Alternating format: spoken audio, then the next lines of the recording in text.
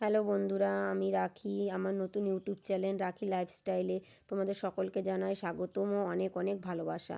আর দেখো, আমি আজ এখানে রান্না করব চিংড়ি মাছের মালাইকারি।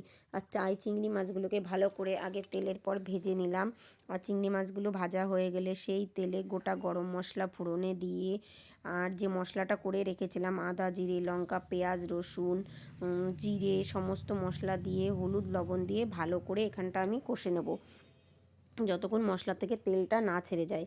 বন্ধুরা, আমার চ্যানেলের এরকম রান্নার ভিডিও বাদে অন্য অন্য ভিডিও পেতে চাইলে তোমরা আমাকে সাবস্ক্রাইব করে আমার পাশে থেকো। আমি তোমাদের অনেক রকম ভিডিও শেয়ার করে পাশে থাকবো।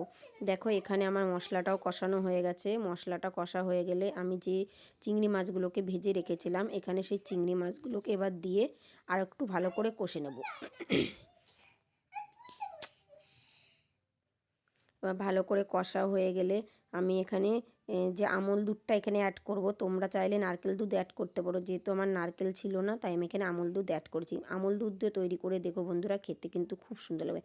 আর আমাদের চিংড়ি মাছটা খেতে কিন্তু অসাধারণ লেগেছিলো। তাহলে টাটা, বাই।